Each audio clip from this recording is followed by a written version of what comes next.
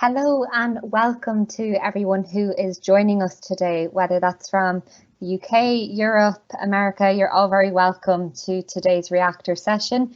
Today's session is the introduction to autonomous systems with Microsoft Project Bonsai. So a new subject and topic for us to discover today. Really excited for this session, which will be taking place over the next hour. There is the chance to ask questions throughout today's session in the Q&A section. I will be monitoring that today, so any questions, feedback or comments that you have, please do feel free to share them in there. We'll also be dropping some links from the session into the Q&A, so just keep an eye out for those as well. Like I said, the session will be running over 60 minutes, and that's inclusive of the Q&A that we have. We'll also be recording this session and it will be made available on the Microsoft Reactor YouTube channel within the next couple of days. Once it's live, I'll post that link onto the meetup page where you can watch it on demand. So just to briefly go over our code of conduct for today. So this is just a reminder to everyone to be aware of others, be friendly and patient throughout. It is a very inclusive, friendly environment that we are creating and continue to create with the events that we run. So just to really be respectful of everyone who's joining today and different points of view that we may see. I'd like to introduce our speaker today, Denise Feirstein. Denise is a senior program manager with the Autonomous Systems team. We're really delighted to have her here today, speaking with us and delivering to our community. So with that, I'll hand over to Denise to get us started. So Denise, I'll just stop sharing my screen now and allow you to start. Thanks, Emma. So hi, everyone. My name is Denise Feirstein, and I'm a senior program manager with Microsoft Autonomous Systems, and I am a machine teaching AI and autonomous systems advocate. So let's get started. I'm going to be talking to you today about first the evolution from, well, hang on, let me make sure I'm sharing my screen. All right. There we go. So I'm going to be talking today about the evolution from from automation to autonomous systems, and really talking, first about what autonomous systems are. Then we're going to go into an introduction of the technologies that are really driving autonomous systems, which are deep reinforcement learning and machine teaching. I'll then do an overview of the Project Bonsai platform. And then I'll dive into Project Moab, which is a machine teaching hardware kit. And that's actually what you see in this picture here. This is a little ball balancing robot that can sit on your desktop. And we designed it as a hardware demonstrator to really demonstrate these technologies end to end. I'll then, using Project Moab, do a demo of how you would balance a ball. I will then demo how you would export and deploy this AI agent, the brain, to the hardware itself. And then we'll switch gears and look at a different demo, which is an AnyLogic activity-based costing analysis, which is a demo of optimizing a factory floor. And then, of course, we'll have time for Q&A.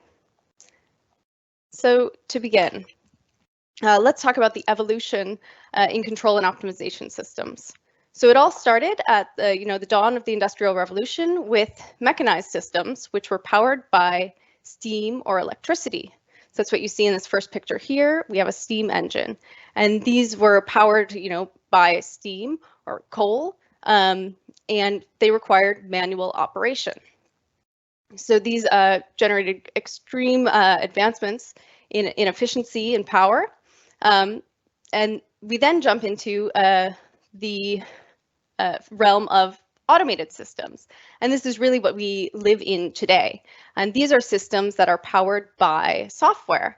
So what you see in this middle picture is looks like a car assembly line. So we're assembling car doors, and we're able to, with software and automation, have extreme efficiency and have a very high throughput, but it does require fixed operation. So we're doing the same repetitive actions over and over. And of course, we have human operators there to intervene if anything goes wrong or things are not up to spec. And so now we're moving into the realm of autonomous systems. And autonomous systems are powered by AI. So they can not only work in fixed operation, but they can sense, plan, and act in an intelligent way. So what are some industry challenges that are well suited for AI to really bring us into this realm of autonomous systems? Well, some of those challenges are multiple competing or changing optimization goals. So one classic one is throughput versus efficiency, and that's usually a trade-off that you have to make. Another example would be that you have performance targets require fine-tuning, meaning that you have a very small operational envelope for getting that high performance in your system. So you have to do a lot of tweaking of knobs and such. And if anything's off, then your whole process might be not optimal. Another example is you have the case of operator overload. So operators have a lot of data that they need to monitor to make the best decisions possible. And finally, there's a lot of uncertainty in your process or your variables within your process, such as if you have machines that wear over time and this affects how they perform, or you have incoming product that varies and that affects how your process performs. So with that, here at Microsoft Autonomous Systems, we are driving system optimization across many areas, and anything that you can really think would fit those challenges that I mentioned before is really has the opportunity to be made autonomous, but we're really focusing on these key areas that we're able to bring value to right now. And those are smart buildings and HVAC systems, manufacturing yield optimization, logistics and supply chain optimization, and chemical process control. So now let's dive into a little more specifics about the technology itself. So I'm going to talk about the Bonsai brain. And what I mean when I talk about the Bonsai brain is it's a high-level AI model built by combining a few techniques. Those include deep reinforcement learning, simulation, and machine teaching. And leveraging these technologies, you're able to generate optimization and control actions for your system. So let's talk about what differentiates a Bonsai brain and deep reinforcement learning from other AI strategies. So let's take a very high-level view of the machine learning models that are most common. So we can sort of separate it into three basic categories. You have your unsupervised learning, which is really good for looking at your data and saying, oh, is something weird, or how is this data organized? We then have supervised learning, which is good for saying, is this A or B?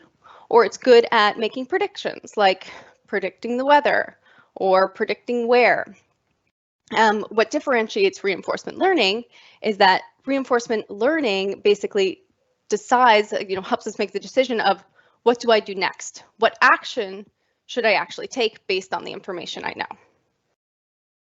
So let's now look specifically at what reinforcement learning is.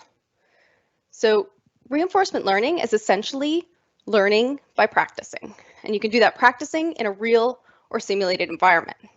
Here at Microsoft, we focus on that simulated environment where we can leverage the power of Azure and the cloud. So what we see in this picture here, we have our agent, which is this symbolized by this robot, and that agent takes an action in an environment, and that environment can be real or, as mentioned, a simulation. And that action, based on what action it took, we then give it an assessment, like how did it perform? Did that action get the outcome that we wanted? And then we assign a reward.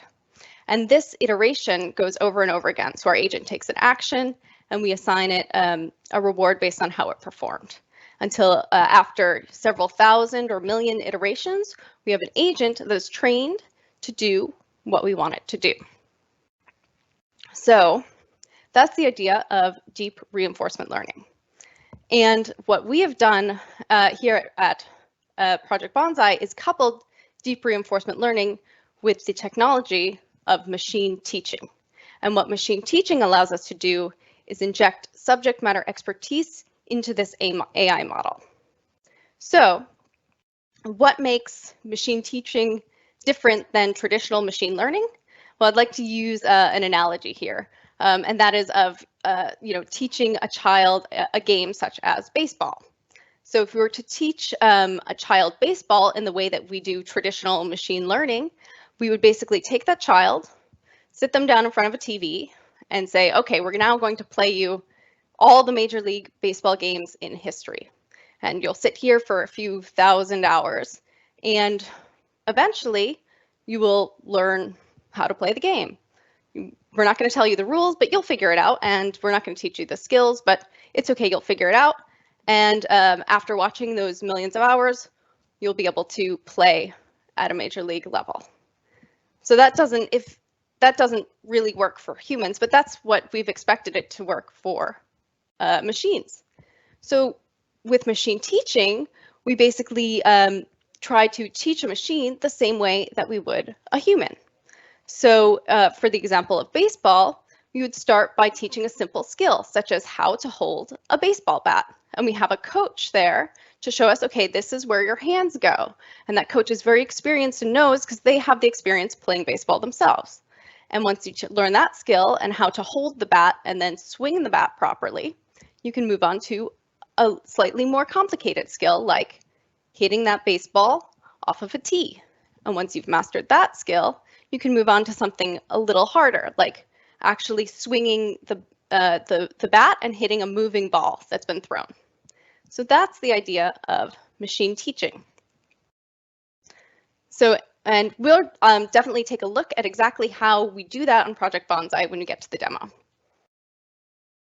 So now let's take a look at sort of the whole process of what we do with Project Bonsai from a high level. We have our Bonsai brain, which is where we've injected that subject matter expertise and machine teaching by basically coaching. And that brain takes actions in simulation and it trains over and over and over again until we have a fully trained Bonsai brain AI agent.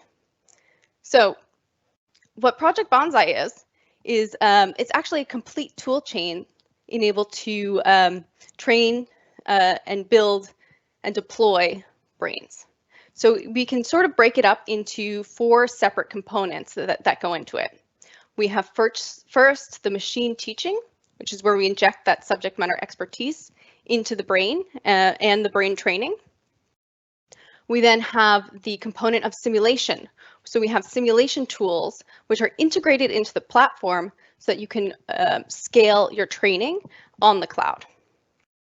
We have the third component, which is the AI engine, and that automates the generation and management of neural networks and deep reinforcement learning algorithms. So what this really enables you to do is basically, if you're a domain expert, you can teach a machine the same way you would teach a new colleague without having to know anything about AI. You don't need to be an AI or a deep reinforcement learning expert to teach an AI agent. And then finally, the fourth component is the ability to deploy that brain and in the real world. So, and I'm going to also show you an example of how we do that with Project Moab. So let's jump into it now. This is a Project Moab, our machine teaching hardware kit. As I mentioned before, it is a desktop ball balancing robot. And I actually have it here on my desk. So I hope you all can see it here on my desk right now. So what Project Moab is it's an open source platform. So the software is fully open source so that you can explore how you would build an autonomous system. In this case, it's a small robotic system. The way that it works is it's built off a Raspberry Pi We have a camera that's underneath looking up, and that camera can detect this the position of this ball. So meaning the X and Y position of the ball as well as the velocity. And then we have what the system can do is adjust the angle of this plate that we're trying to balance the ball on. So here, if I go into the manual mode, I can adjust this the plate angle, the pitch and roll of the plate with the joystick. So that is our Project Moab system. So let's now jump right into the demo. So here we are at the preview.bons.ai. This is where you can also preview the Bonsai platform yourself. We have a few demos for you to get you started. But first of all, let me introduce you to this UI here. We have on the side, we have our brains, which is basically a list of all the brains that I have trained. I have here my simulators, which are simulators that I have attached and uploaded to the platform.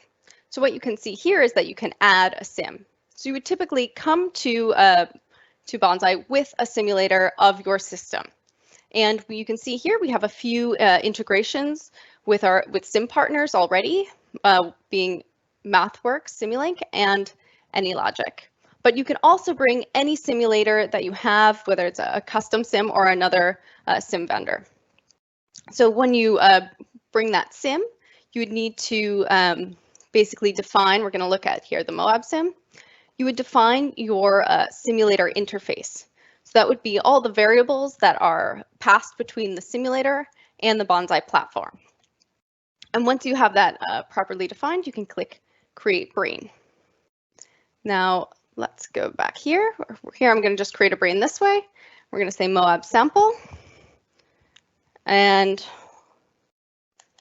just put the date.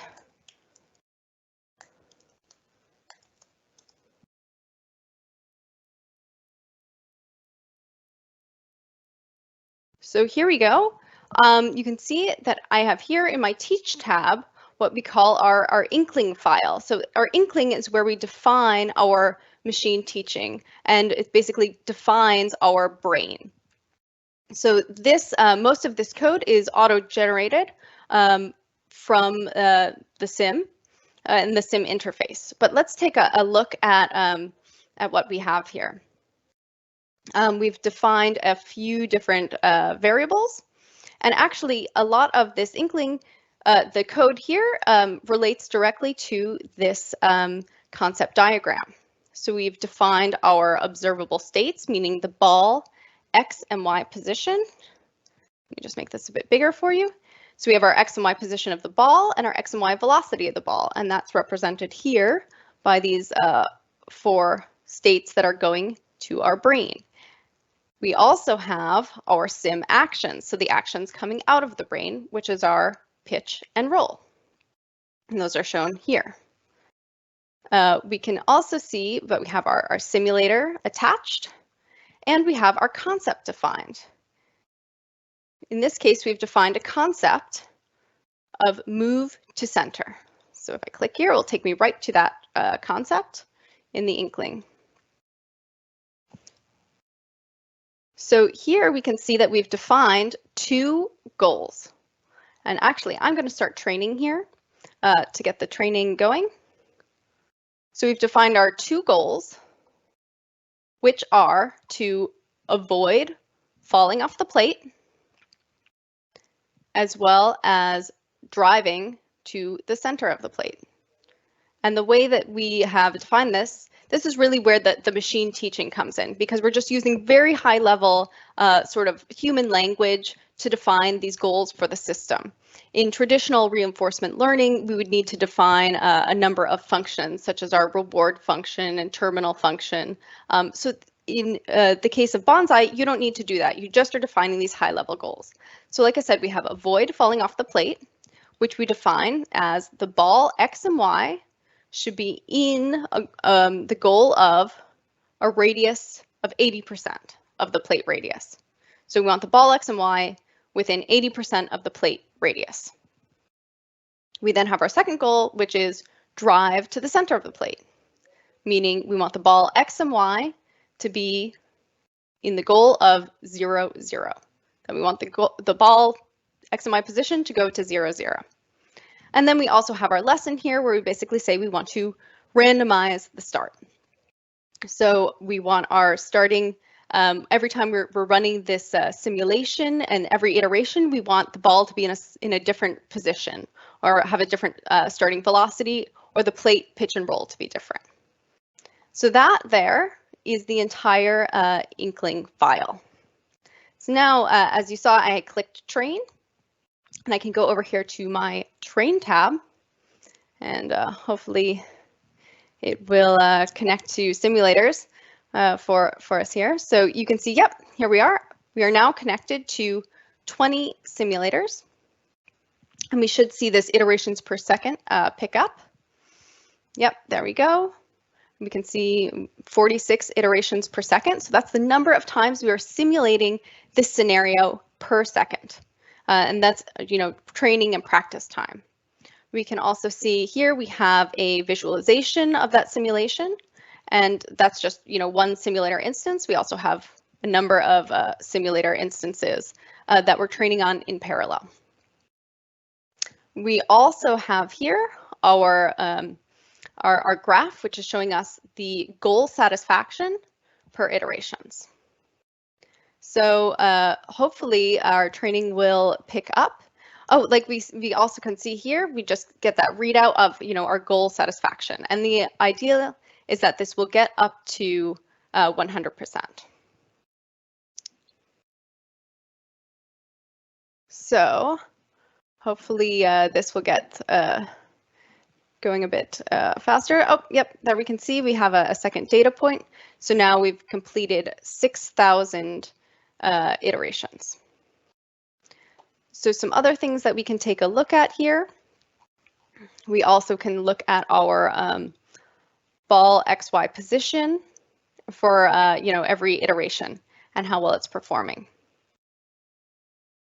So what we also see is now we're up to 350 iterations per second with an elapsed training time of 3 minutes.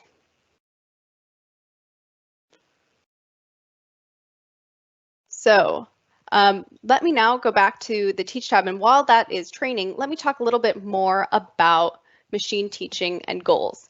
So what you saw here were 2 goal types that we have, which is to avoid and to drive. We have other goal types such as minimize and maximize. So if there are certain variables or in your process that you want to maximize or minimize, if that's part of your optimization, those are other goal types.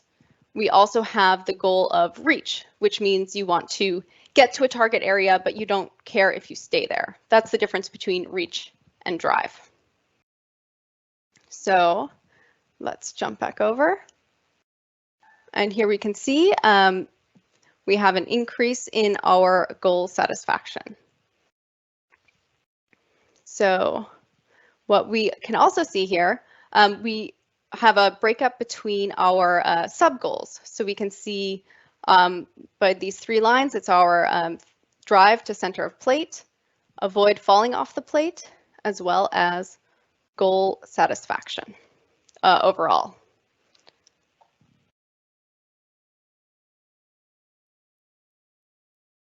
So while that is training, let's take a look at a brain that I trained earlier today that has trained to 100%. So here you can see within 50,000 iterations, we were able to achieve 100% goal satisfaction. And so just to make sure we have enough time, I'm going to export this brain. So in here, I can choose the processor architecture that I want to export to. And in this case, I have ARM32 for the Raspberry Pi.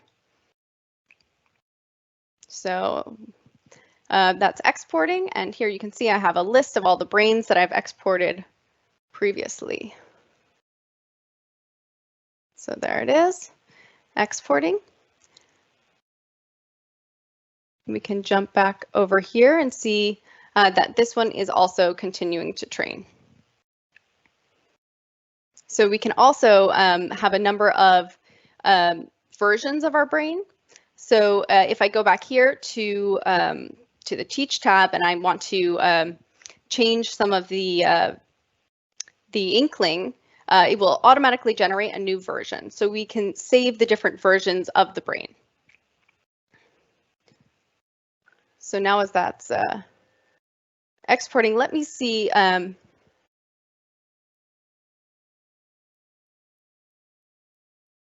We'll just have to be a little patient while it exports.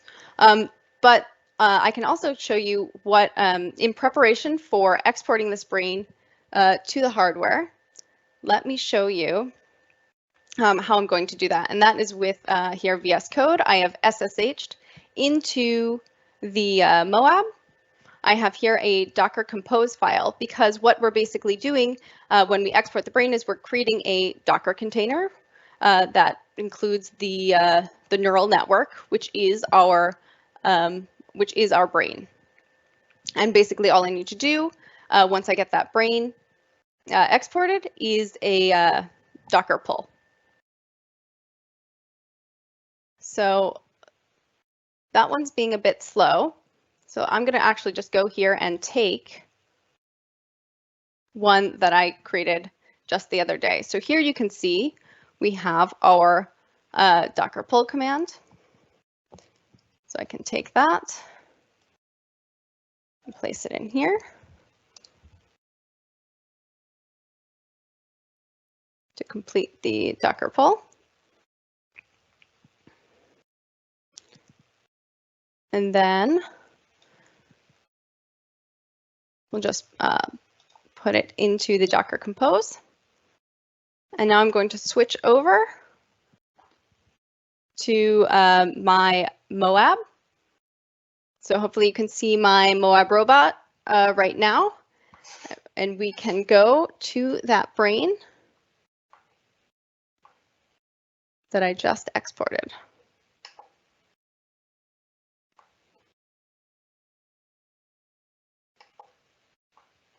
Hopefully.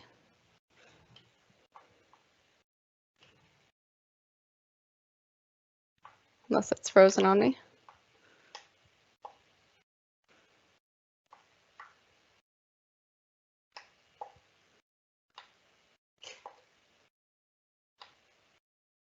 Well, while my my Moab got a little bit of stage fright there, I'm going to just restart it. So while that's restarting, I'm going to switch gears really quickly to take a look at the other demo that I have to show you aside from Moab. So Moab was a mechatronics example, and the reason that we built Moab is because it's a really nice, compact, desktop size demonstrator that you can see the whole platform yourself with. But we have another example here. So let me jump back over to the slides of something a bit different. And that is a activity-based costing analysis using AnyLogic. So AnyLogic is one of our sim partners. And an activity-based costing analysis is basically an accounting method for optimizing costs on a factory floor. So what you see in this little picture here, this is an example of this is the AnyLogic activity-based costing analysis. And we have down at the bottom our small simplified factory floor. So we have a product arrival rate, and then we have a queue on our factory floor and a number of resources assigned to that queue to, these are people to modify or join parts together. And then it goes to another queue. We have another set of resources to do an operation there. And then it will go to a machine. And that machine will do some precision joining perhaps, and then it goes on a conveyor out. And so let me jump actually directly to, we have this activity-based costing analysis demo here. So here you can see, like I mentioned, we have our, for each component of this simulated factory, we also have our costs associated with it. So we have the idle time of our, we've got our cost broken down into basically idle time, waiting time, and processing time. So if our objective is to reduce the cost per product, to basically minimize the cost of producing our product, we basically want to reduce, ideally, our idle time, the costs of our idle time. So what I would do if I were, the factory floor manager, was I'd try to basically tweak these different variables that I have. So there's basically the capacity of our resources at these queues, as well as we have a variable here, the machine delay time, and then finally the conveyor speed. So here you can see I've been able to get the cost down to about $70 per product. Now, if this arrival rate of the product coming in were to change, you can see this number here changes, the cost per product changes, and I would have to go back and now tweak these variables again to try to get my costs back down. So this is the example of a optimization problem that Project Bonsai can handle. And so we actually took this, this sim and created a bonsai brain for it. And that's what you see here. Oh, so let's try that one more time. Oh. Let's see.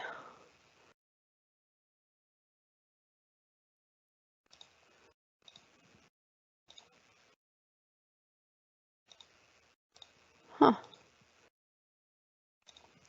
Well, sorry about that. I got logged out.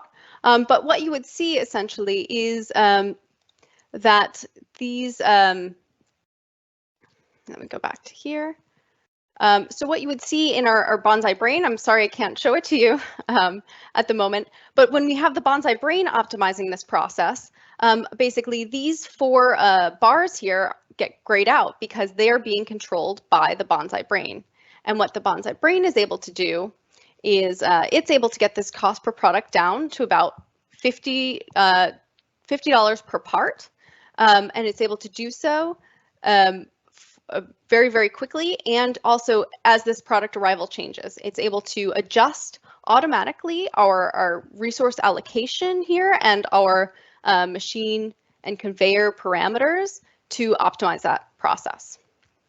So that's another example of an autonomous system that we optimize with Project Bonsai. So now that you've seen the example of optimizing factory floor, let's jump back over to Moab. So with, I'm going to jump back now that my Moab is back online. We can take a look at that brain that we just trained and exported. So here we go. I'm placing the ball on, and what you see is that our brain is able to automatically balance that ball. So it's not letting the ball fall off, and the ball is going to the center. Now, if you're thinking to yourself, watching Moab right now, like, that's not that great, I would say you're right. It's not doing a really great job, but at the same time, I wouldn't expect it to, because if you remember, oh, here we go. So if you remember, we've only trained it for about 40,000 iterations. And this was intentional, that we trained it very, very quickly, and it didn't perform as well as maybe a brain that had trained for a few million iterations. So let me show you an example of that. So you'll see here, this brain is performing quite a bit better. And the reason for that is that with this brain, we basically used a technique called domain randomization within our inkling. And so here we basically increased the variables of our randomized start lesson. So we said, okay, we want the ball to be able to start, more than just here. We have to find 0.5 of the radius of the plate, but we increased that the envelope there so that we're training for a lot more varied conditions, and we can also add in additional parameters. So, for example, we can also vary the ball geometry, so the ball shape and size, to account for that not every ping pong ball is perfect and exact and the same.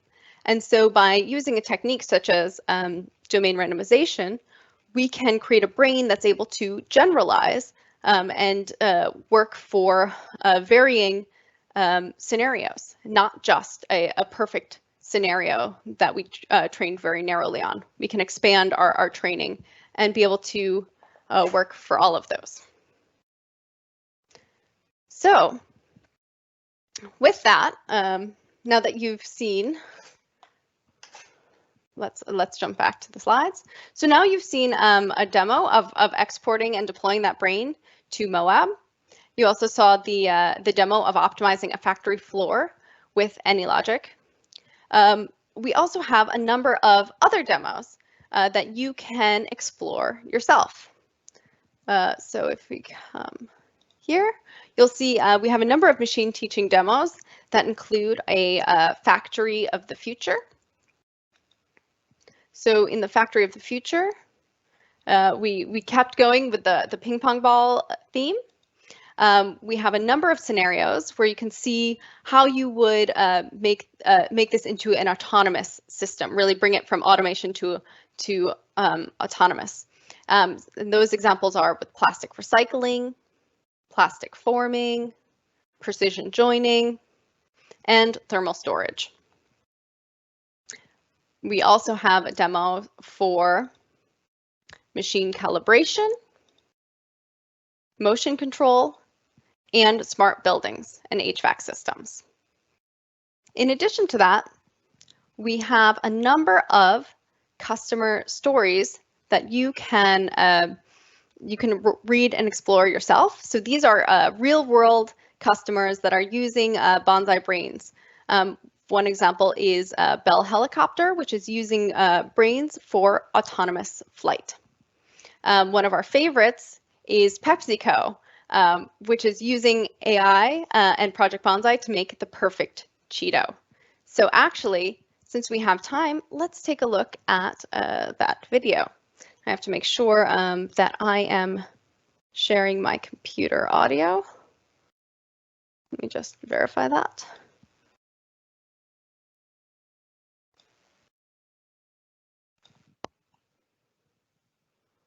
All right.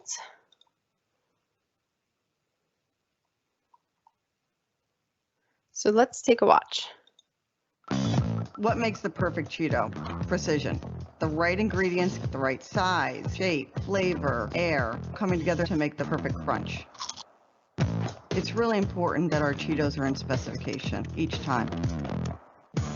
We partnered with Microsoft and AnyLogic to deliver the perfect product to our consumers. Our engineers know how to make a Cheeto. They understand the day-to-day, what the machine looks like, the vibration, the pressure. Hang on there. I think I shared the wrong screen. Then they assess how to... Let's try that one more time.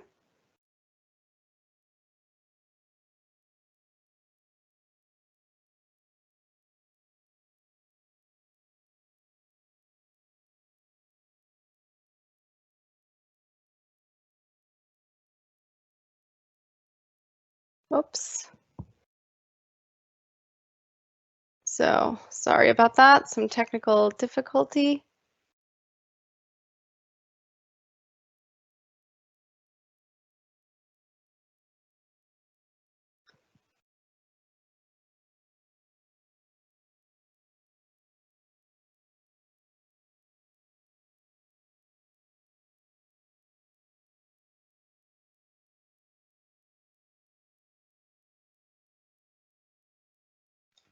All right, hopefully this works. Sorry about that.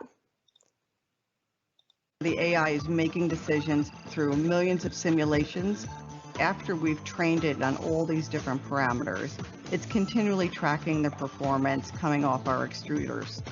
It flags real time if there are issues so we can intervene very fast. And what's great about the autonomous systems is that it upskills our workers. It's actually the perfect combination of human and machine. Our trial runs have all been successful. Now we're starting to scale. Innovation is such a core value for PepsiCo, and Cheetos is so integral to that. We wanted to make our consumers happy with every experience. And autonomous systems are going to help us raise it to the next level. We're just getting started. We're ready to rock and roll.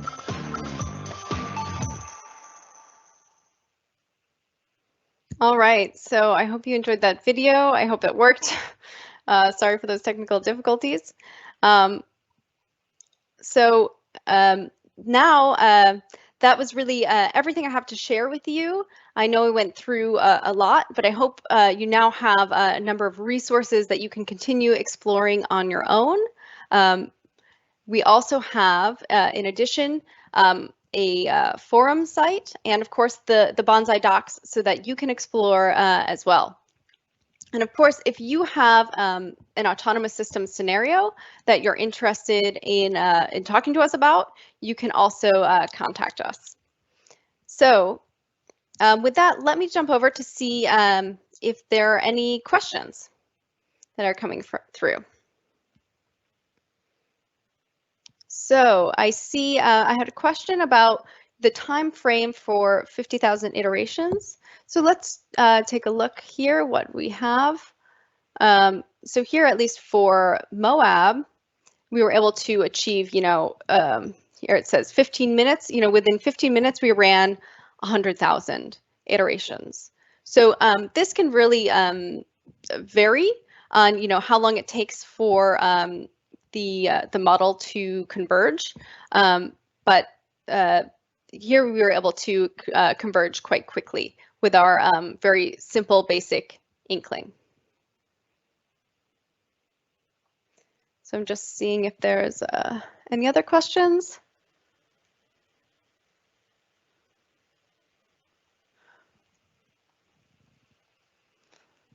All right.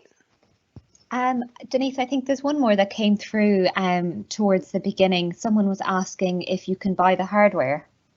Oh, that's a really great question. So you cannot buy the hardware.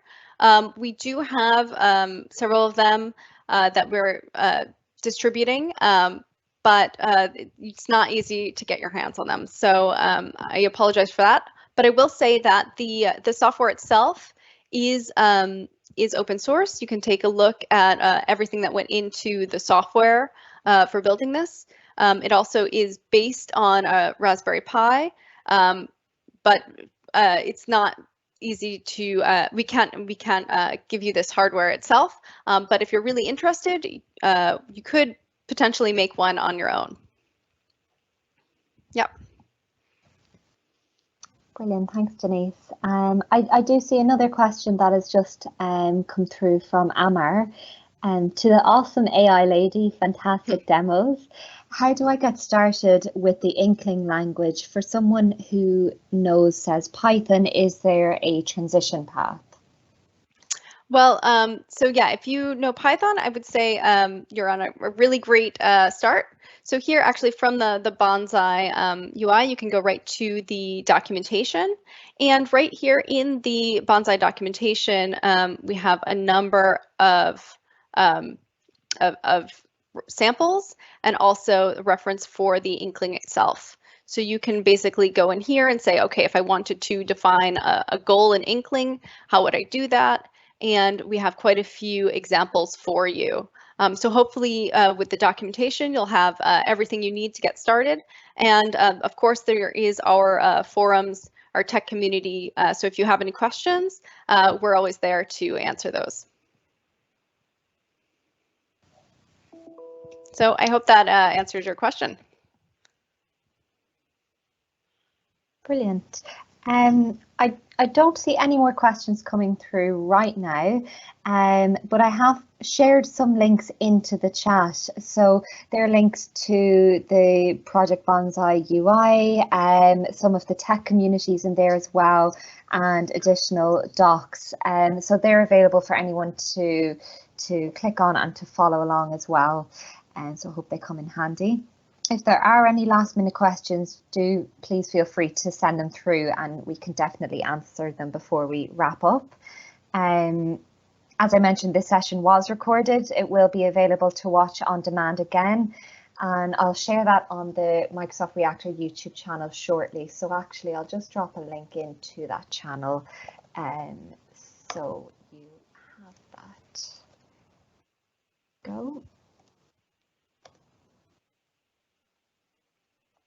Okay.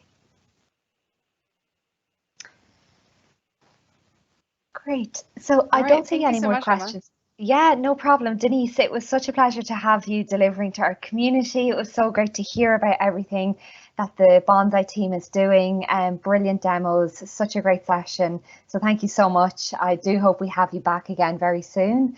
And also thank you to everyone who's joined us today for all of your questions and comments throughout.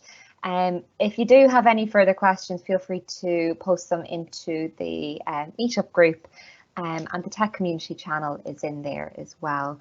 I do actually just see a question that's come through now from Brandon. So how well would Project Moab tie into a centralized database for iterative improvement of the database framework? Okay, so yeah, I see where you're going with that. So that's one thing about Project Moab here. It is, it's a toy example. And so you definitely need to think and abstract how you can apply the concepts that I talked about today and showed you with Moab to more complicated problems, and of course, very different. So yeah, so you mentioned iterative improvement for database framework. So I'm not a database expert, but if you are, basically, if you can think about, what I had mentioned, right at the beginning of the presentation, those industry challenges that are well suited for AI and to be in autonomous systems. If in that database framework you have, multiple or competing or changing objectives and optimization goals, or there's a number of performance targets with a very small envelope, or a number of uncertainty or variables within that process environment. If those are the type of challenges you're facing that you think could be solved by AI, then definitely Project Bonsai and autonomous systems could be the answer. So I'm hoping that we were able to demonstrate that with Project Moab, the idea of being able to, without knowing the, writing the underlying algorithms and worrying about the neural network management and the DRL algorithms, that you can just at a very high level define your goals for that optimization. The other important thing to mention is, you do need to bring a sim. And for Project Moab, we have a sim that we defined actually in Python. We have one that we defined also in MathWorks Simulink, and that is, a first order sim based on the physics. So depending on your system, you might not have a first order simulation, but you might have another type of simulation or a lot of data that we can derive a sim from, or use that data directly to learn on. So I hope that answered the question. I know it was a bit abstract maybe. Great, thank you, Denise. We have had another question come through from an anonymous user. Is Inkling for optimization problem on the website? So I'm not sure I fully understand the question. So yeah, inkling is basically just what we use to define the brain, and you can use it to try to optimize many different types of problems. Great. And if that person wants to maybe write in again or add on to that question, please feel free. Yeah, I'm just taking a look. I see Brendan said, could you train a brain for the purpose? So you had mentioned, so Brendan, back to your question about the iterative improvements for database framework. Like I said, I'm not an expert on that topic, but theoretically, yeah, you can train a brain to make like let's think of an example that I can share. Maybe like I said, I'm not an expert on databases, but something I do know a little bit about. I can tell an example of where we used developed a brain for the purpose of a chemical process optimization. So I know that's not database management, but it's maybe different than the examples that I showed you today. So aluminum is produced by a smelter by dissolving alumina in a bath, and then we apply electrolysis in cells. And an aluminum production plant can contain hundreds of cells that need to be monitored by process engineers.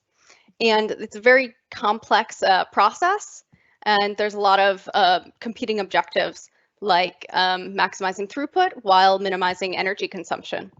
And you know, when there are failures in the system, there's a huge cost to that. So there's also a lot of uncertainty in the process of smelting aluminum, because in that bath, that cell, you can't really have any sensors in there. It's because it's such a toxic environment. So you just have to, you know, have a gut feel, or you know, maybe 20 years of experience working on aluminum smelting to know if it's going well or not. And what ends up happening is that on the production line, where you have these hundreds of cells, the process engineers end up focusing on the cells that are sort of, you know, misbehaving or not working, trying to get them up and running, as opposed to optimizing the whole line itself and the throughput. So with Project Bonsai, we were actually able to train a brain to optimize a few of the variables that go into producing aluminum. One of those variables is the shot mass, so how much alumina is going into these baths.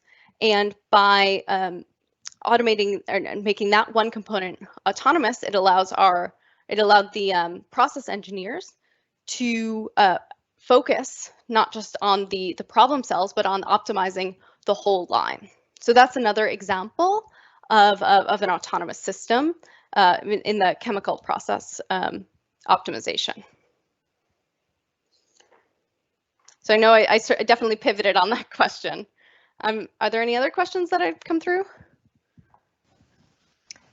Yeah, there's a couple more that have come through actually. So Brandon has just, I think, added on to his the questions that he's just asking. So this is just a conjecture on my part, but if you could quantify all the parameters you would need and translate it into variables that Project Moab would understand it, seems you'd be able to train a brain for almost anything that can be automated. So that's where I was going with that. Great examples. And I'm not a database expert either, more intermediate. Yeah, but you know, Brendan, that was a really good comment there, because it also triggered me to think, you know, Project Moab was an example, you know, where we can directly control and automate. But there are definitely systems out there that, you know, not all of the variables are, you know, mechanized or can be automated. So what we have done in the past is, for example, in an HVAC system, so optimizing the chillers, is that we actually were able to generate just a lookup chart. So basically, this time of year and this temperature, these should be the settings of, the chiller. And then people will go in and actually change them.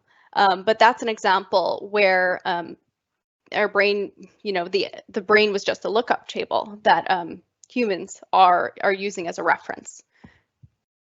So that's an example of, one of those problems that has a lot of process variables that with the time scale, it's not easy for a human to optimize constantly, and to know, when is it worth to go back and tweak those variables. Is it something that you would do on a daily basis? Probably not, but maybe it's worth doing, 2 or 3 times a year.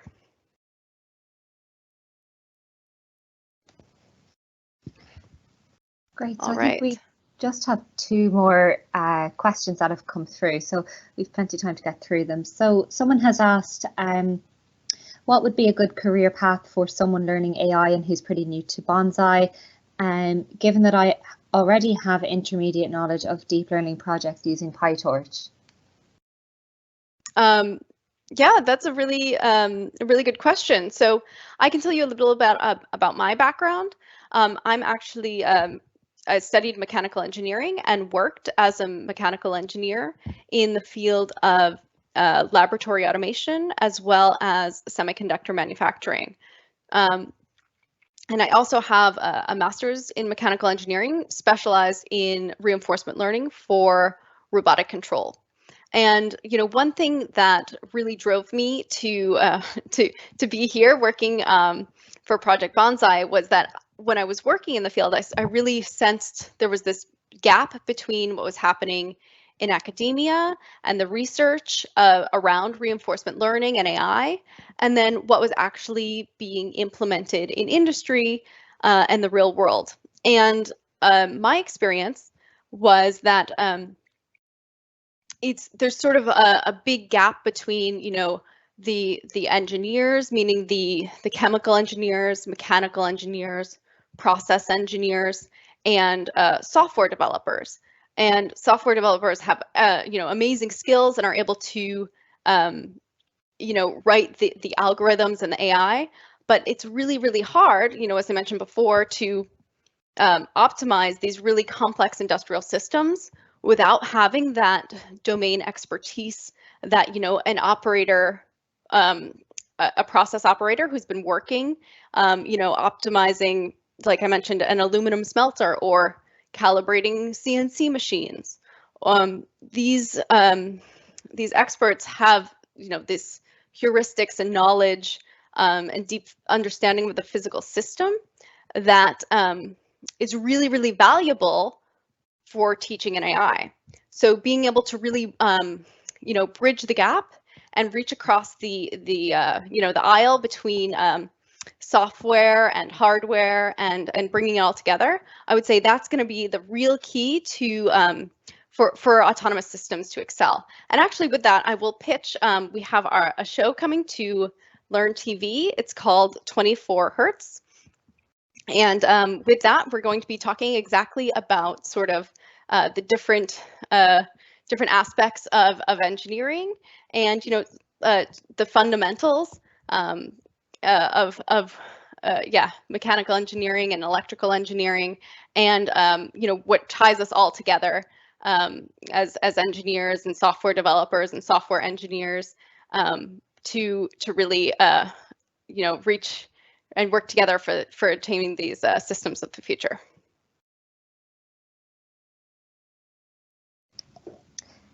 Great. And I think we've time just for one more question before we wrap up. So this was the question coming back to is Inkling for optimization problem on the website. So this user has added on Inkling, it was about seeing the structure of the Inkling file for an optimization problem compared to a control problem, since optimization requires steady state simulator while control is transient simulator. Yeah, okay. So that's a really great question. So Inkling can definitely handle both, and that's one of the things I'm very impressed by. You know, depending on your problem and the way you have defined it, you know, if your variables are discrete or continuous, you know, what your space looks like, the control frequency, basically, based on those variables and the way that they're defined. Bonsai itself, that AI engine, is able to choose the optimal RL algorithms underneath. So I hope that's what you mean by that. So that's where I'm very, very impressed with what the platform is able to do in terms of how smart the Inkling can abstract those concepts and apply them to the underlying AI and algorithms. Great. We will wrap it up there. We're just on time. And so thanks once again, everyone, for all of your questions throughout. Denise, thank you so much for delivering today's session with us, and really hope to see you all back again very soon. Thanks so much. Bye.